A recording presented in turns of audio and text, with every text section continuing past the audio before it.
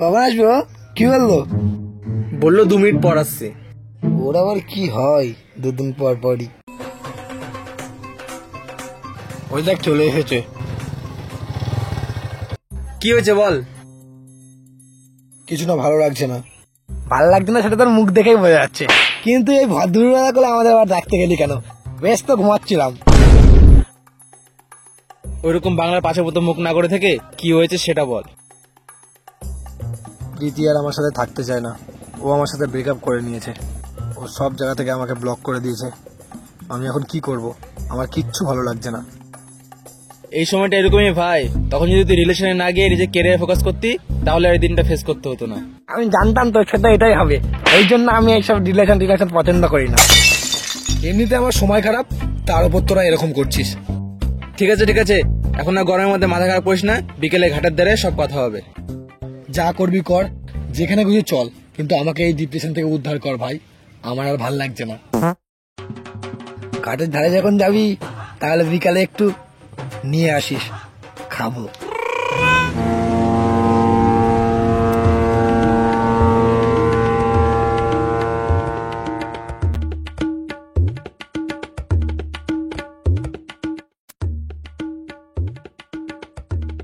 মনে হচ্ছে তোর গার্লফ্রেন্ড তোকে খুব বড় সড়ো বাস দিয়েছে।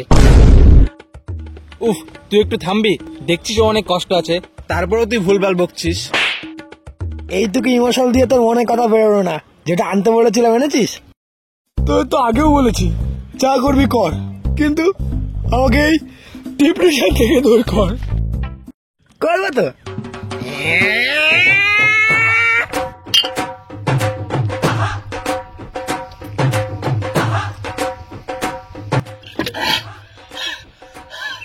বল বল, তো কি হয়েছে?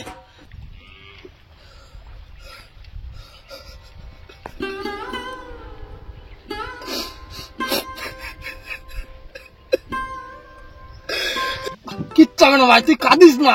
আমি জানি বিপদের সময় এই বন্ধুরাই বাসা থাকে। মিলন, আমি আর পারছি না, তুই সামলা, তুই ওকে সামলা। আমি নেক্সট রোডে যাচ্ছি, নেক্সট রোডে। সামলা ওকে, তুই সামলা ভাই, আই সামলা ভাই।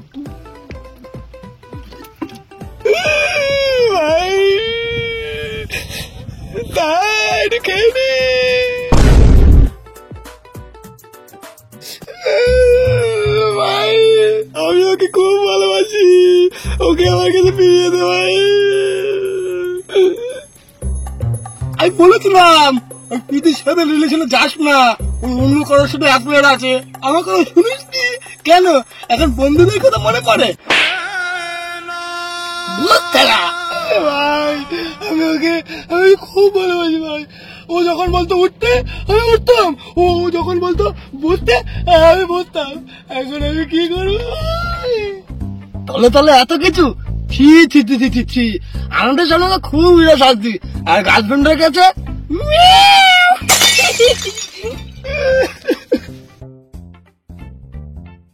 শোন ভাই, এই দেখ গঙ্গার জল নিজের খুশি মতো বয়ে চলেছে। যতই বাধা আসুক তাও নিজের মতো বয়ে চলেছে। তোকে এই গঙ্গার মতো হতে হবে। যাই আসুক তুই তাও নিজের মতো চলবি। জিম কর, বডি বানা, টাকা পয়সা ইনকাম কর, গাড়ি বাড়ি কেন। ওরকম কত মেয়ে তোর পেছনে আসবে, সব ঠিক হয়ে যাবে একদিন। ভাই ভাই আমি পারবো তো ভাই? অবশ্যই পারবি, কেন পারবি না তুই?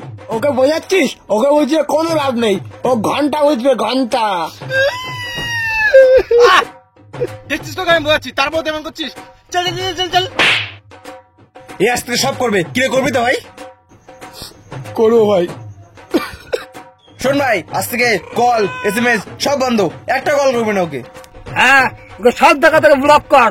ফেসবুক, হোয়াটসঅ্যাপ, ইনস্টাগ্রাম সব জায়গা থেকে, এমনকি ইউটিউব থেকে ওকে ব্লক করবি। আর ওর একটা ছবিও যেন তোর গ্যালারিতে না থাকে। হ্যাঁ ভাই, আজ থেকে সব শেষ। কাকা একটা চা দেবে?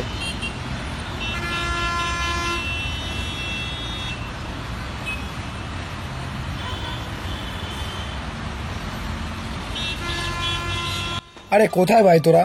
আমি কখন থেকে ওয়েট করছি, একটু তাড়াতাড়ি আয় না। হ্যাঁ চলে এসছি, একটু দাঁড়া। এই তো তোর পেছনে। কাকা আর দুটো চা। হ্যাঁ দিচ্ছি।